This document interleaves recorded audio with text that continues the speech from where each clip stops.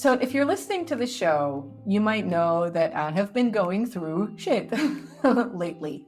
And this really made me think that I would love to offer my group program, the Urban Cleanse group program. But this time I am part of the group. I would like to go back to losing the weight that I gained these past couple of years. And I would like to feel better in my own skin. And I know a lot of you do too. And I do know that my program does work if I only did it myself. So if you'd like to join, please go on www.organolicious.ch, click on the Urban Cleanse button and join us. It'll be loads of fun. We'll do it together. I will be your support, your knowledge, as well as your team member. I'm looking forward to see you there. Thanks a lot.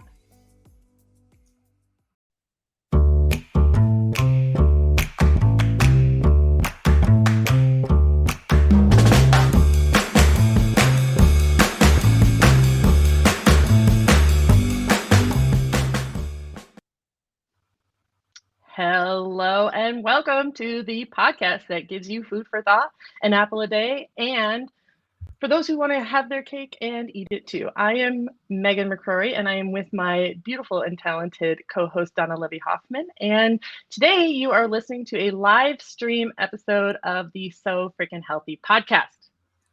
Hey Megan, yes, it is me, Donna Levy-Hoffman, and today we're talking about rethinking the work-life balance and the problem with the hustle culture. And to talk to us about it is our special guest, Andrea Cristancho, the founder of the No Hustle Club. Hi, Andrea.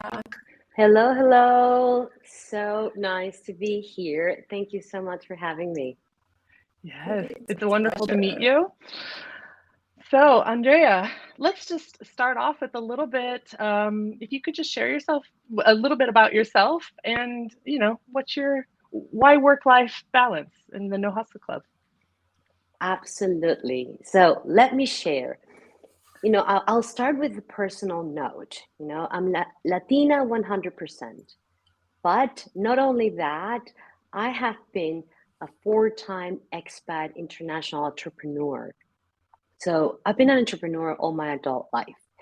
And that experience is really what brought me to where I am today as a health coach and as a mom, and also an ambassador and real supporter of saying no to the hustle.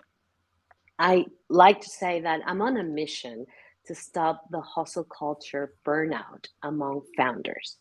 And there's a real reason for that. I've experienced burnout twice in my life. And, I guess for some people, third time is a charm. For me, it was a fourth.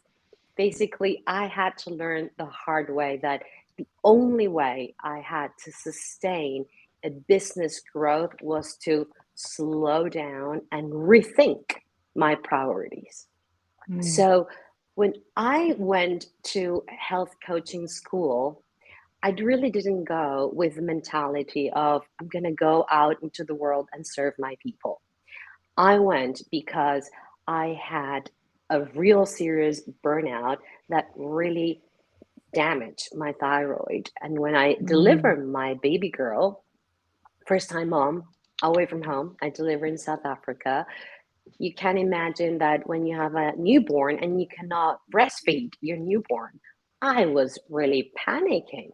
Thank God for science and modern nutrition that you had, some baby formula right there, because it took 6 weeks for my pituitary to talk to my ovaries to then produce milk so I could feed my baby. When that experience really brought me to my senses, I realized first the gift of being a mom and being a healthy mom.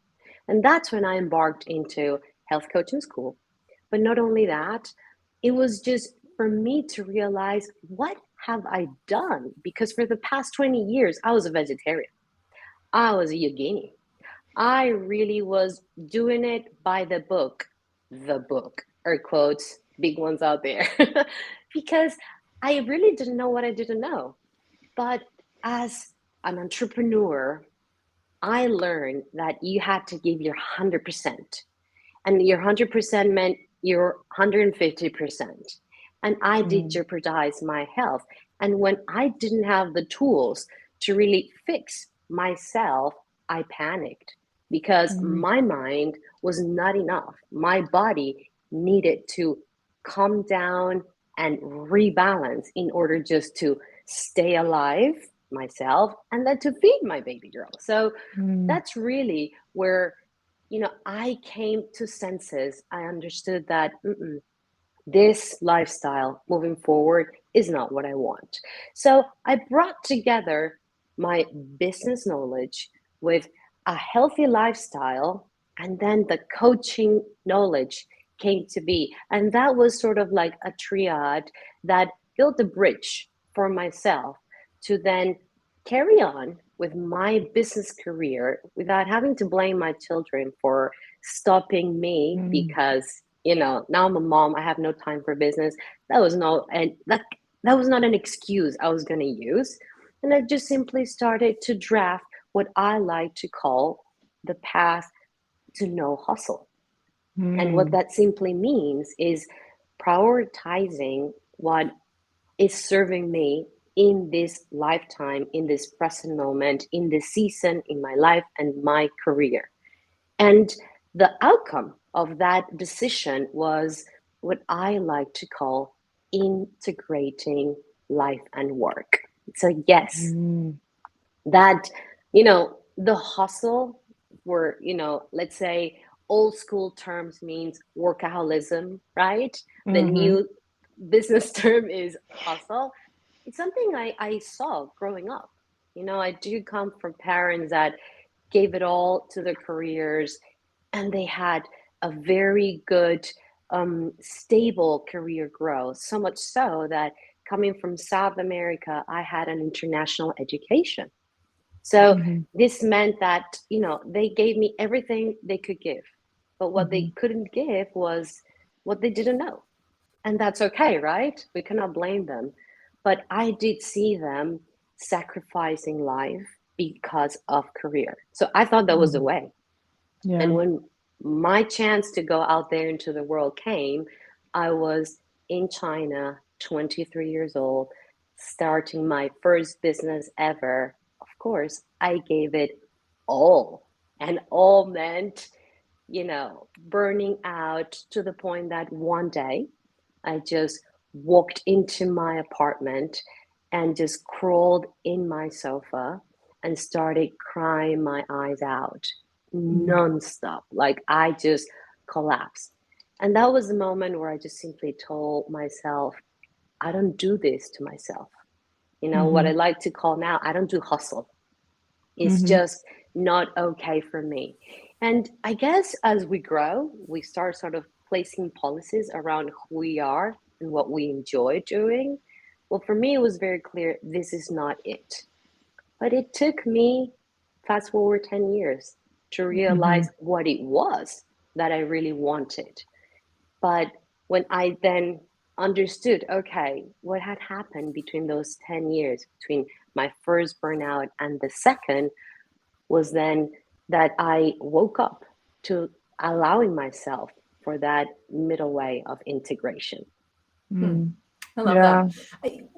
The one thing you started kind of explaining it, but I would love for you to go a little bit into detail, because I think the word hustle, just like the word health, just like pretty much all words, mean different things to different people, right? So, for me, hustle is like, I translate it into, I need to post things on social media because that's how people see me and blah, blah. And nowadays everything is revolving around social media. But there's a little bit more to that. So I would love for you to kind of dig deeper into what does hustle actually mean to different people? And what are the negative effects that those could be on our culture and on our mental health and overall well-being? Yes. Well, I do understand that the word hustle means so many things to many different people. And the way that, I like to define it, let's start the way I understand it, and then we can compare, right? For me, hustle means, it's a synonym of workaholism, as I said, but to me, it means pushing and tugging, right? It has a negative connotation in the sense that when you are going against, gravity, things just get harder. All right. For me, the word hustle in I'm going to say the American culture, the understanding there is you've got to get the work done. All right. But when you go to the grammar, like to the dictionary, the word hustle means that push and toggle. So in my understanding, the way I use it is in the negative sense of, why do we need to push and pull? Like, there's no need for that. There is an easier way to do things, the way that is aligned with our values, our integrity, and our mission, like our purpose. So it's not about being lazy, and it's not about doing less and letting go. Totally in the country. It's about being smart on what you do and how you do it in a way that first serves you and not what the market or the next marketing, bro or gal is saying that works for them. Because that could absolutely work for them. And yes, hustle, hustle, hustle until your eyes bleed. Cool. That's your way, do it. My way is I absolutely choose integration instead. Because when I get smart and decide this and this is going to get me to where I want, it keeps me focused, it keeps me aligned, and it keeps me happy, healthy, and vibrant. And that energy is the one I want to sustain in order to see my business grow, in order to see my children grow, in order to really be the human I want to be. Yeah. Does that answer? Yeah. Definitely. I have a lot more questions, but yeah. No, my turn. So I was also thinking as you're talking about, because the word hustle to me is related from my point of view to like the side hustle, which is like something you do on the side, and you're hustling, meaning that you're just always constantly working on something. But I feel like somehow maybe hustle also has a negative and positive connotation, like stress. Like you can have negative stress or you can have positive stress, or let's just say you can have negative or positive reactions to stress, right? So I feel like in some cases, there are some people that really thrive in a hustle, like in something that requires them to work really hard for a short period of time or on something. And there are other people who don't do, you know what I mean? Just like the same reactions people have with same stressors, people can have two drastically different reactions to that. What are your thoughts on that kind of negative versus positive framework of hustling? Yes. Well, two sides of it. As you mentioned, the stress levels, like how we all take and measure and manage our stress is totally different, because it really has to do with circumstances, like the environment, and how well we're trained to take it and deal with it. I say the more I meditate, the more I can take. And if you were to ask me that 5 years ago, I would have said, I can't do it. I now seldom use the word can't, right? I just simply say, give me a minute, let me breathe, and I'll get back to it, So I do see that we evolve and understand how to handle that stress and then handle the hustle that life brings by. So that's on one end. The other end is the side hustle. And there I do see it as that's a positive side of the word. Because when we speak about a side hustle, we're speaking about, I'm going to venture into something new.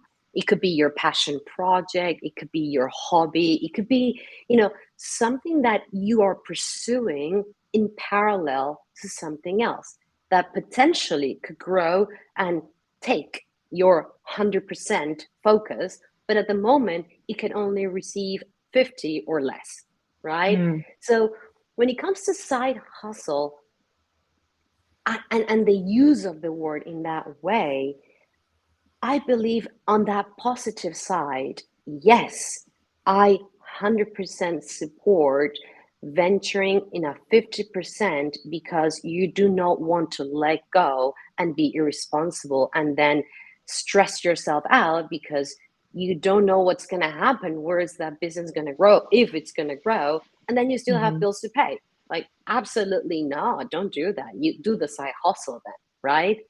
But when I say I don't do hustle, it's when I say I'm not going to kill myself over whatever that project is, because it's just not worth it. Because if I'm killing myself, that means I'm running myself to the ground, and then the project or whatever it is not taking or is not receiving my very best. And there is where I say there's no need for that. We can be smart at the undertaking. And for that, we just need to come into alignment. Yeah. It's interesting because I think that a lot of people would listen to you or to us right now and say, okay, but without the hustle, the business won't move, right? We won't get to point A to point B to point C if we don't stick to our, schedule or to our deadlines. How do you explain that to a person, and how do you make sure that the business is still running and running well while we're focusing on ourselves at the same time? Yes, and I love that question. Really, that's what gets me up every single day, because that's where I say I'm on a mission.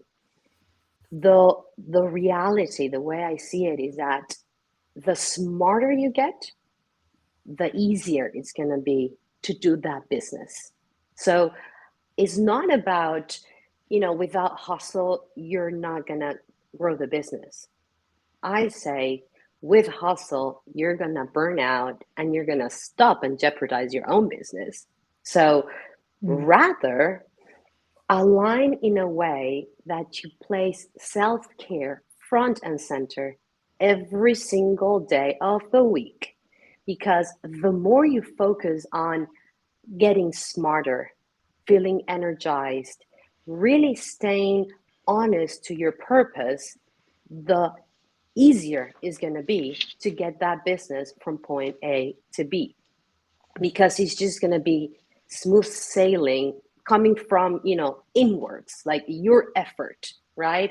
If you rather, think about it this way, you're going to run a soccer field holding your breath, all right? Good luck when you make it halfway. You're gonna stop, like full stop, and gasp for air, because you're not gonna be able to make it, most likely, because you haven't trained for it.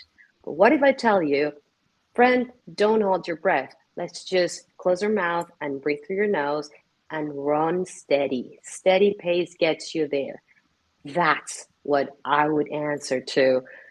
Without hustle, you're not gonna grow the business.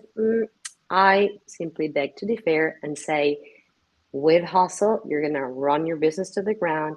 If you go for the other way, the alternative, what I present is integrate life and business, then I guarantee you that's going to be that winning proposition. So ditch the hustle. You started talking in your intro a little bit about your burnout experiences, and in our pre-talk, in our pre-work with you, you had mentioned that you'd like to explain a little bit more about your burnout in China, as you mentioned, as a foreigner over there in your early 20s. So maybe you could just go into a little bit more depth about how that burnout, how you perceive the burnout to have happened leading up to that, and then also what you actually learned from that experience in a bit more detail than from the introduction. Yes, definitely. So let me take you into a little story. I landed in China in 2006 when that dragon was waking up to development. So Shanghai, China was a city in absolute growth mode. I was standing in a whole new space of opportunities. And that's exactly where I said, I'm not going anywhere. This is my new home. And my entrepreneurial spirit kicked in. And that meant I was finishing my master's degree. And at the same time, I started my business, like the research phase, the idea creation. When I finished the degree, I just had the keys to my healthy snack bar, which back then was something revolutionary because I had a shop in the middle of the financial district of Shanghai for people on the go. And I was offering something super new that was organic coffee, fresh fruit juices, and frozen yogurt. Like it was something quite special, all on the go. It was really like, people, I want to feed you healthy as you're passing by.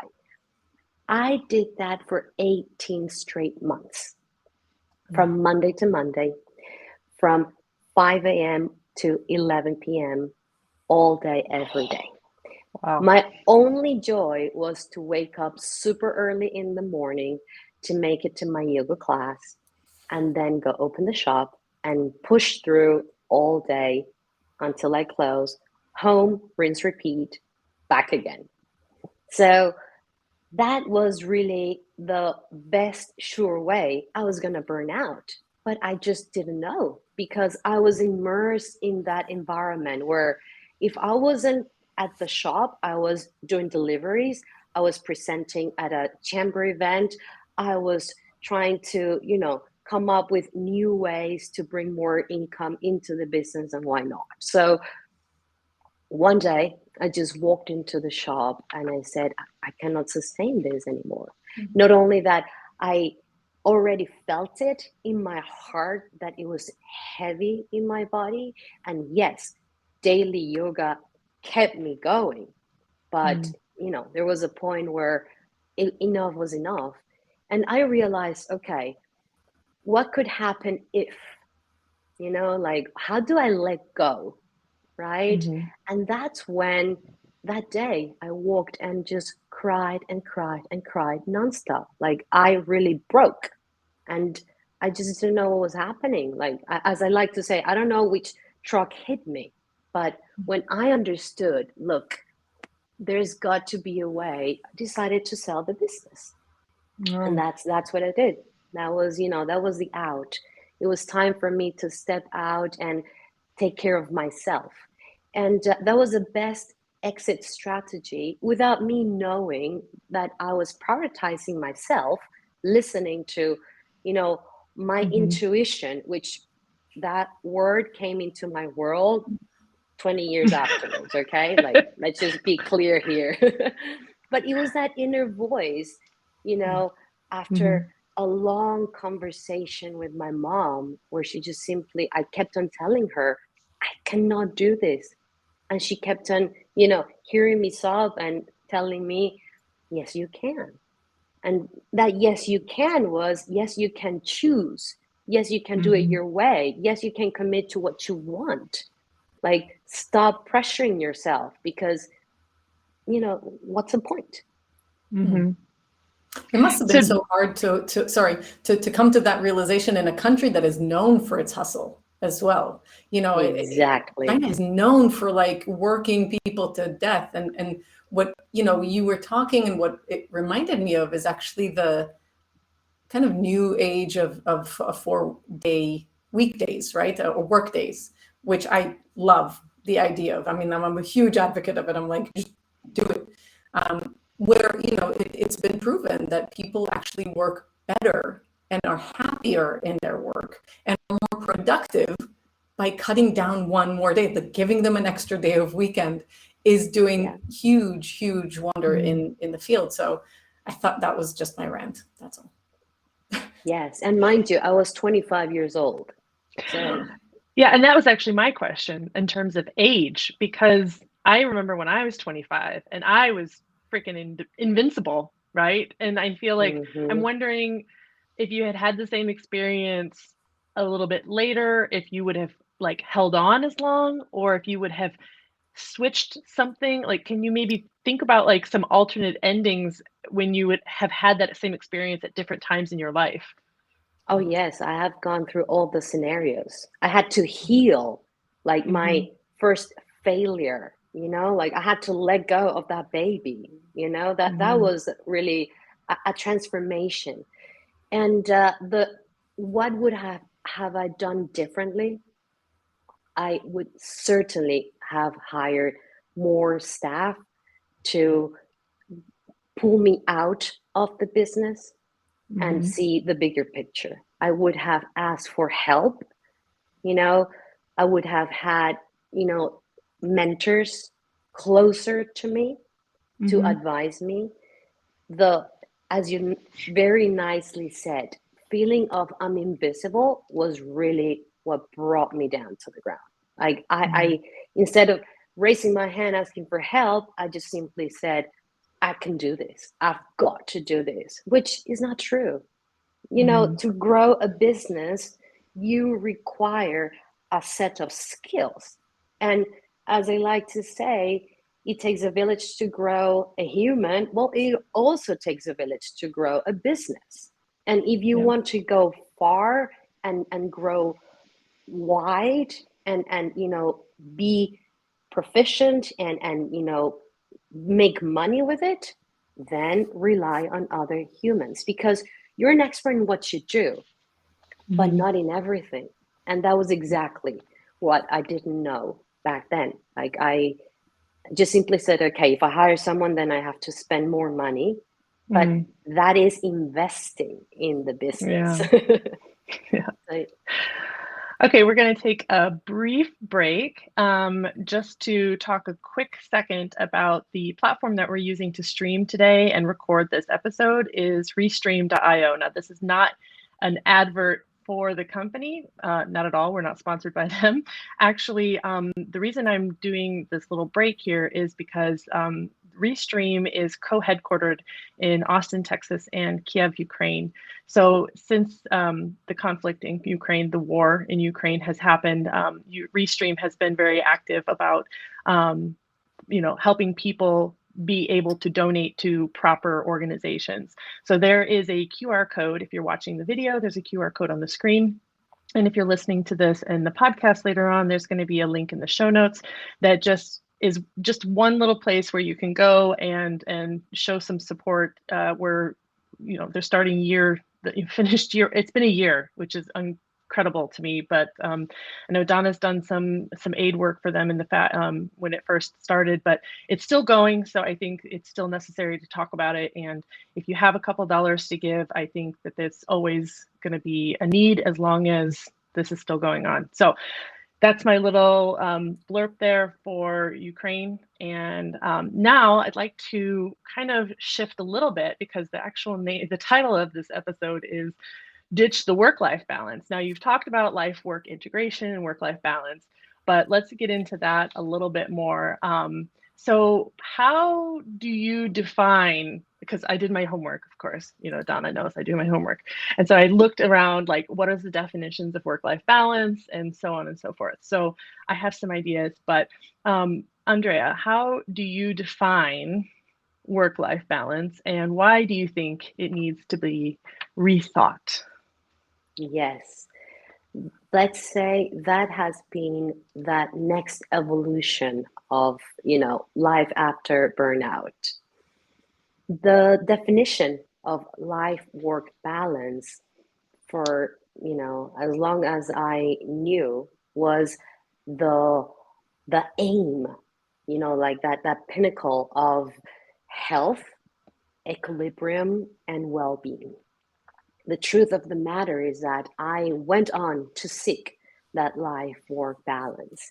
And every time I strive for it, when I finally said, okay, I think I'm getting it, something was falling.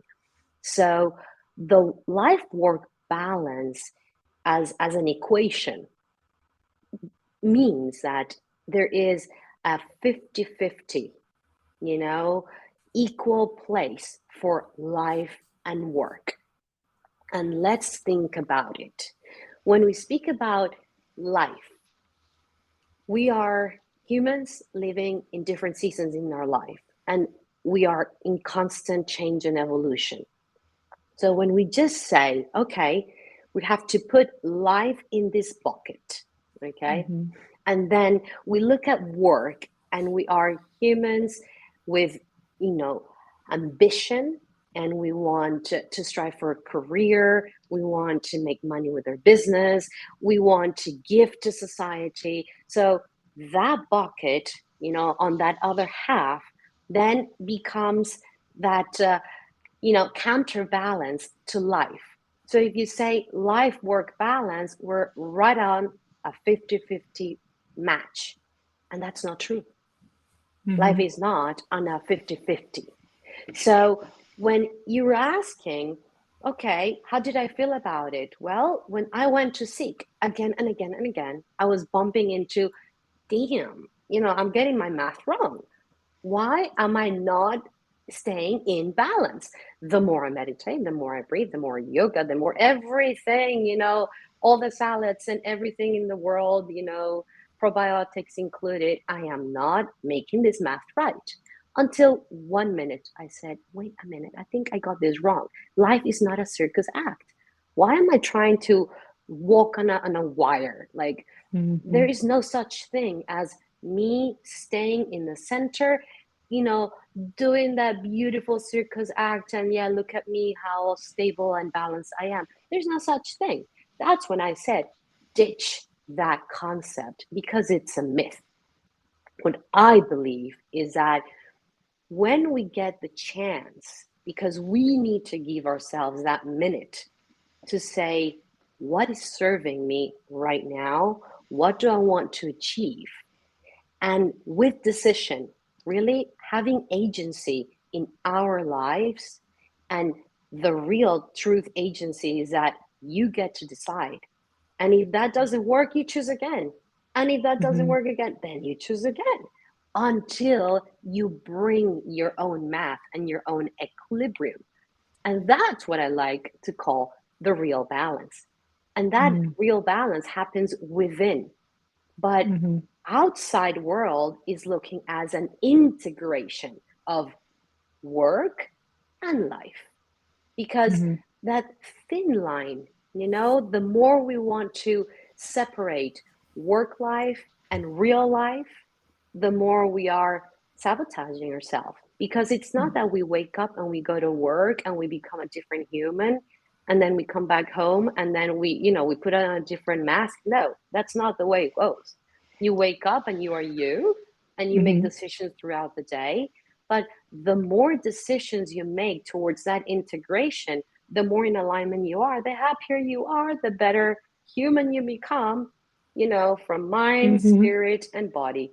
So what I like to say is, ditch that myth, and instead go for micro habit, micro changes that are going to get you to decide what is serving you today, in this very minute, that gets you to achieving that next goal. That's the way I see it. Interesting. Please tell me that you have seen the show Severance. Have you watched Severance? Yes. Okay. Yes. I thought for sure she has seen this. Donna, have you seen this show?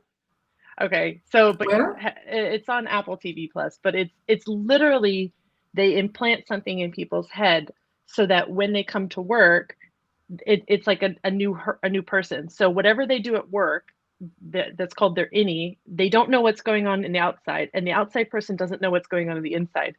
And so now that show is out there and it became so popular, I feel like that is like the perfect example of saying that's what the old kind of philosophy of work-life balance was when I'm at work, I'm at work, and when I'm home, I'm at home, and I should not be checking my work emails at home, and I should not be thinking about my child's doctor's visit while I'm at work, which we all know doesn't happen. So I just think that show has opened up a really great analogy to say that is not real life. You cannot just turn it on and off in each location, and that's why this whole integration, or why it's a myth of having these two, and it's perfectly balanced. It's like it's on or it's off, and it's it's a great analogy for this type of topic.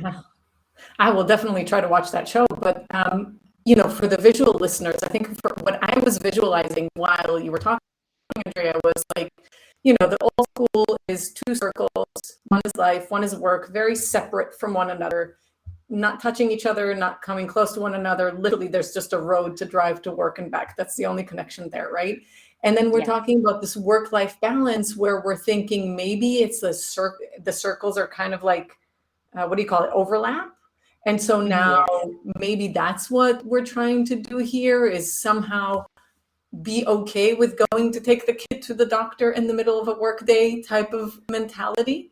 But from what I'm hearing you say is like, for each person, those circles are going to be a different size and the overlap is going to be different. And each person needs to find their kind of way to find the integration that you're talking about, where it doesn't, maybe one day we won't work at all because the kid is sick and I'm going to be with my kid now, versus another day where I'm like, okay, cool, he's at school and I have all day and I can do this and I can do that. And I can also take some time to relax and meditate in that workday, official workday.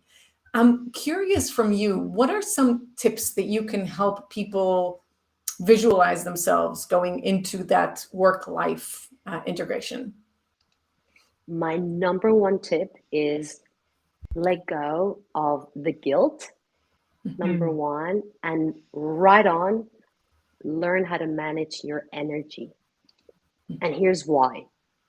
We have, coming from that old school model where life-work balance is coming from, we also have the time management, right? So that old school model is telling us you've got to accommodate within 24 hours your 50-50 split. That rethinking, of the concept, what is really my invitation to speak about as founders and to really, when I say place self-care front center, is manage your energy. Understand what's happening when you sleep. Are you really recuperating to the point that you wake up energized to do something for yourself, for your family, for your business, for the environment, like whatever it is? Are you really waking up with a level of energy required in order to excel? Also, when we start the day, we are really living in a world where we're completely plugged in 24/7 because of digital technology, and we're super thankful for it. But try not to let that pace jank you from your real energy pace. Because if you're someone that needs a nap in the middle of the day, then allow yourself to take the nap. If you're someone who wakes up and gets its best work done early in the morning, then allow yourself for that time to exist. I am not a morning person, and I am not a night owl. And I really tried to fit myself in either, or it was just like, Jesus Christ, like, why am I such a weirdo? No, I'm someone who gets my best work done mid-morning.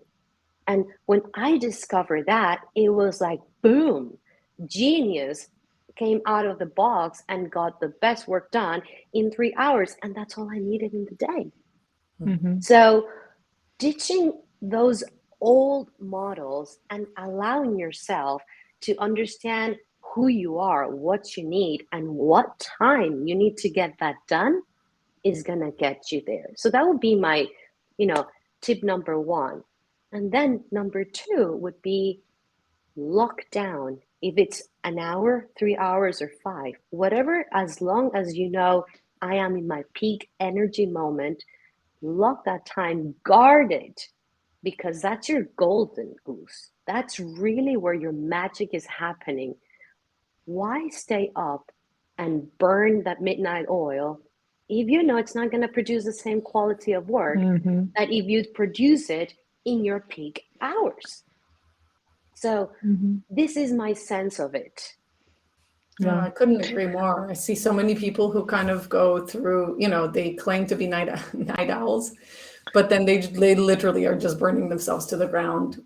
And then of course there's that vicious cycle of then you wake up tired. So you don't have that energy, and you're just loading up on caffeine and chocolate and bread to just kind of keep you going throughout the day. And then by the moment evening comes where you should go to sleep, you're now hyped up, and then you're a night owl, and then next day it's the same exact circle. So I totally agree. Yeah. Yes. And, I put together a resource with 27 tips that I like to call well-being tips and tools to get you to practice self-care daily as a thriving founder without adding more onto your to-do list. The point is, with these tips, these are micro things that you do throughout the day that gets you to give more time to yourself without really having to consider, I've got to now get this done. For example, taping your mouth to sleep. I'm not sure if, listeners are aware of this.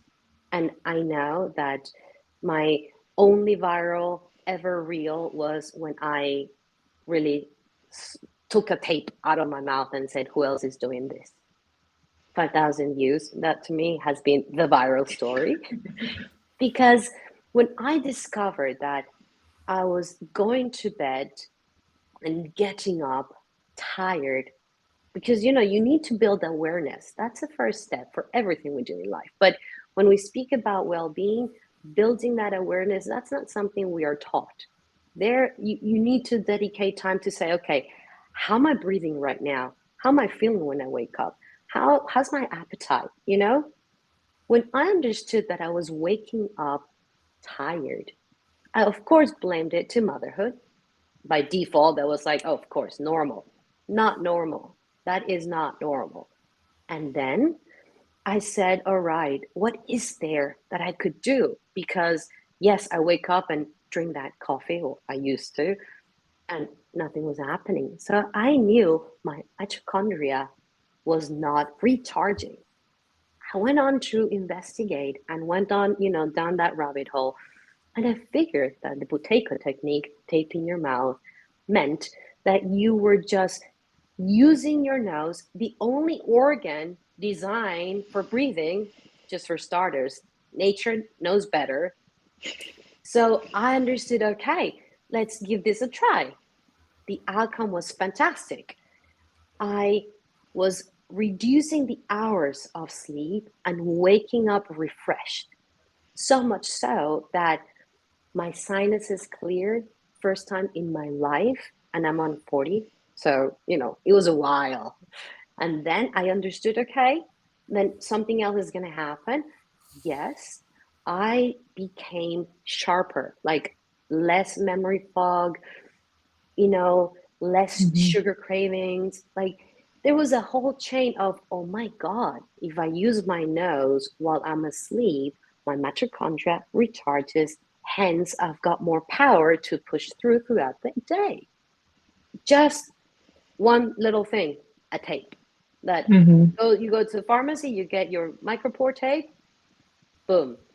Yes, you have to take it as a principle that you're healthy, like all things according to what your doctor says and what your body's telling you, right?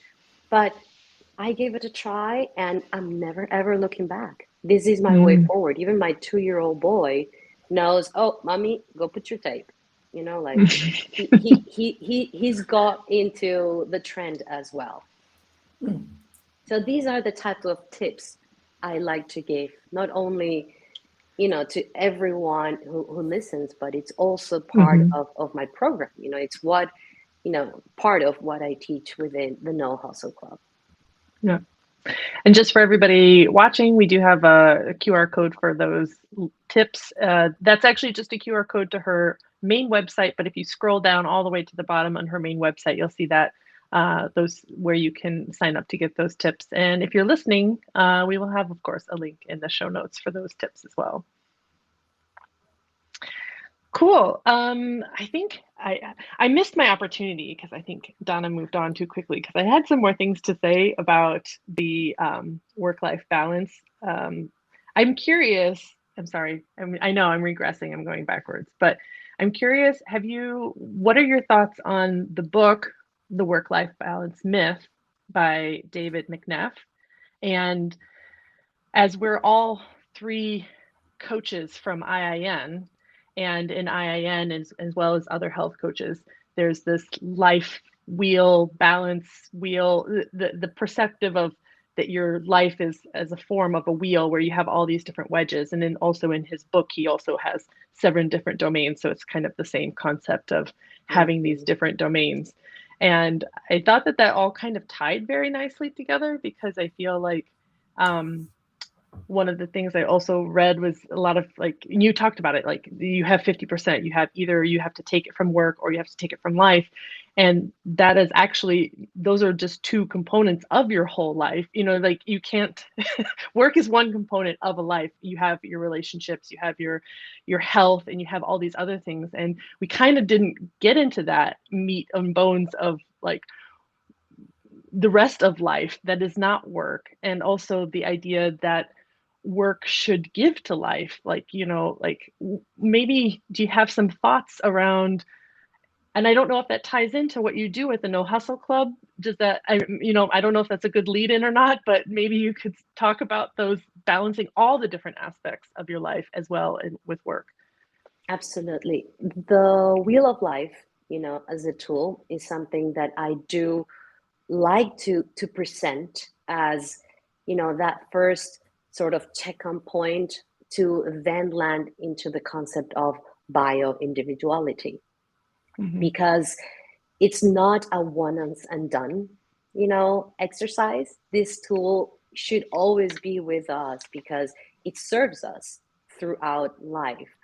And yes, the different, components, like what we like to call the primary food, right? When we speak about bio-individuality, environment, relationships, family, it's not that all of those feed our life, spirit, religion, whatever you believe. It's not just what we put on a plate and eat what feeds us.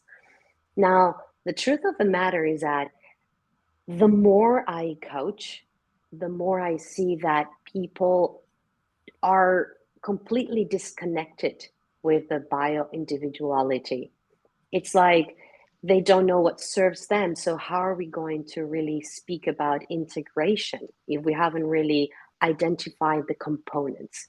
So within the No Hustle Club, what I've created is a virtual well-being club where I teach 3 main factors, or let's say we come learn and practice 3 main things in order to get all these components into the equation of a well-grounded, well-being, human. And those are breath work, yoga nidra guided meditation, and coaching. And why do I focus on these 3 to come from a health approach?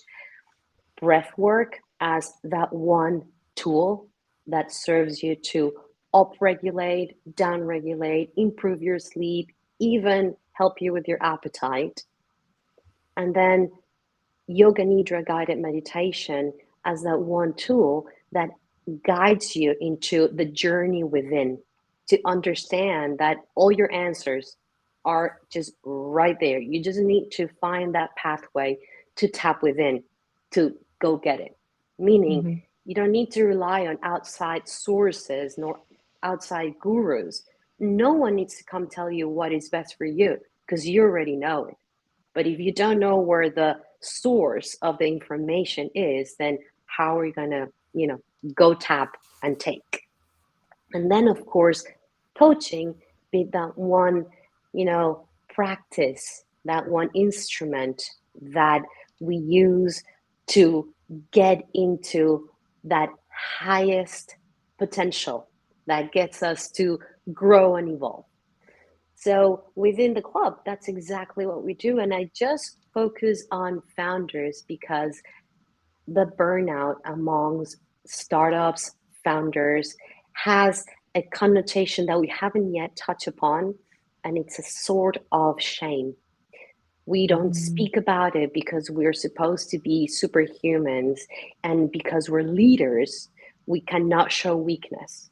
And that is, I call BS on that. The more you speak about your strength and your weakness, same, the more vulnerable you are, the more human you are, the more appealing you are, because no one has all the answers. We're all always trying to put our best foot forward to get it done. And when we're founding or trying to do a company, or trying to put a project out there, or we're trying to grow a team, or we're pitching that next, round of seed capital, and something deep inside is not aligned, well, guess what? People will tell there's something off. It's not that we're blind. The problem is that we don't know how to identify what that is. Hence, taking off that shame from the equation, that when we are stressed out, or we're feeling vulnerable, or that, there's something off, we cannot speak about it, is of utmost importance. And that's why I just choose to, speak to founders, and all my, let's say, marketing efforts and sales efforts are just for this group of people, because they're my people. We, I've been there. We speak the same language. Amazing. Very, very cool. Very cool. So we will, of course, add all of your information to the show notes. Are there any final thoughts about your mission, or anything else you'd like to wrap up with? Yes. Something that we haven't touched upon, and I would love to leave people with, is permission slip to set boundaries. Because that's the one thing that I feel we sort of sabotage ourselves when it's so simple. I like to say saying no is sexy. It's just sexy because it just makes you shine. When you have strong boundaries, when you know how to limit what you're capable of doing, what you're willing to give, and what's your commitment, that boundary allows room for you to grow and allows others to exist within your space. So there's growth. It's a win-win across. When we don't know how to set boundaries straight, and we let others push their interests on top of yours, it's just like we're coming into the hustle, that push and push toggle story that I don't agree with. I don't understand it. Let's put it this way. I just like to say, learn how to dance, speaking your truth and setting your boundaries. And in that dance, everyone is going to commit to your mission, because it's just impressive when people have boundaries and they're openly speaking about them, and you get on board with that mission because it's just good for you and for them. And if we just really give ourselves that permission slip to ditch the hustle, set boundaries, and prioritize self-care, I think, my friend, we're on a winning proposition here. That's awesome. I love that you say that saying no is sexy, because I always tell my clients, when you say yes to others all the time, you're basically saying no to yourself. And I think when you have that realization of like, oh, wait a minute, if I'm saying yes to everyone, what am I left with? I'm left depleted, and I'm left, without energy, and I'm left without the passion to even go home and be with my family and have that energy for them. I think that's when it dawns on people. And when you say no is sexy, it kind of reminds me of, I don't remember who told me this, but some men find it sexy not to see the cleavage because they can use their imagination, right? So it's kind of like this whole aspect of like, we're saying no, and you're going to keep, in your imagination what it would be like if I said yes, but it's just not going to happen. Yeah, exactly. I'm definitely, in my 20s and 30s, I was definitely a yes person. And I think that had to do a lot with my ADHD, where like it was a dopamine hit, something new. Yes, I will be in part of this new activity. Of course, yes, I will do this. I will do it. I will do it. I will do it. And of course, it got me into a lot of beautiful things, but it also made it so difficult that I would kind of overdo it, not to the point of burnout, but where I'm going, okay, yeah, no, I need to start to say, to prioritize my yeses is what I say. Prioritize my yes.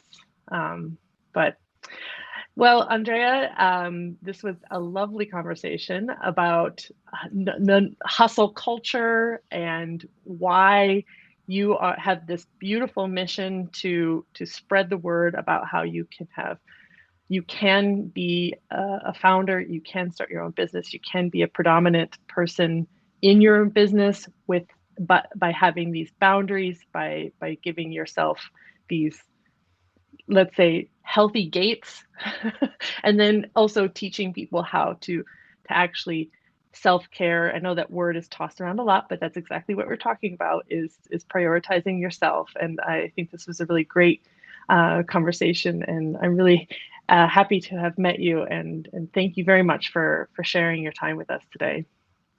Thank you for having me. This has been a wonderful conversation, and it's rare to be in a room, even if it's virtual, with IIN health coaches. So, hurrah to that. Really, thank you so much for the invitation and for a great talk.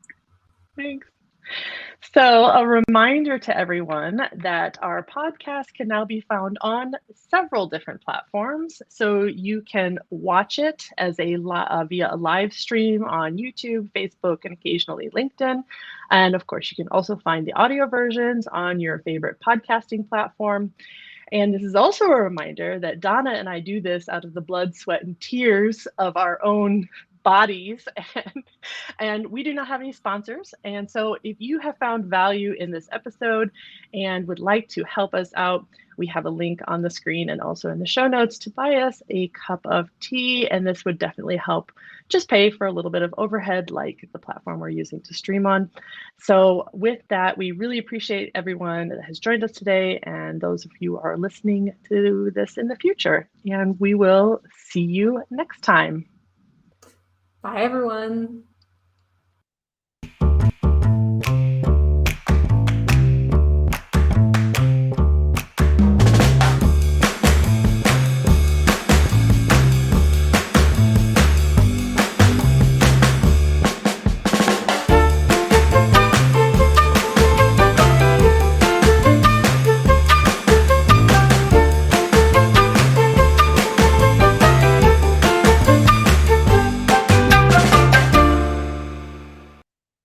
Hey, you're still listening.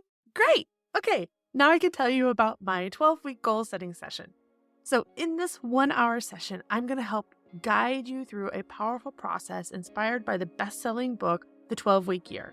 I know everybody at this time of the year starts to think about year-long goals. And I would argue that year-long goals are really hard to contextualize. What is going to be happening in a year from now? You have no idea. But 12 weeks gives you a little bit better understanding, because you kind of already have your calendar booked out for the next 12 weeks, kind of know what's going to be going on. So if you can focus your goals on the next 12 weeks, you can make some really big actionable steps towards your long-term vision. So in this 1-hour session, we do talk about long-term vision. We talk about where you want to be. We talk about what your 5-year, 10-year, 3-year, all those goals are. But that's only a brief part. We know we see the long distance view, but let's break that down. And then we get into the 1 to 3 strategic 12-week goals that are going to get you to those long-term vision. Then we're going to put that into a really cool action plan with like checklists and timing and all that jazz to make sure that you are clear and that you have accountability to get those goals done. And then that's not it. Then we are going to tackle your roadblocks, because you have roadblocks. So we're going to tackle those roadblocks. We're going to create a plan to overcome them. So when you start to self-sabotage, what you can do to get around those roadblocks. Okay, So if this is interesting for you, it is only 1 hour of your time and it's only 45 Swiss francs. I host this gig over on Fiverr, but I'm also going to put a link down in the show notes. So if you're interested, hit me up.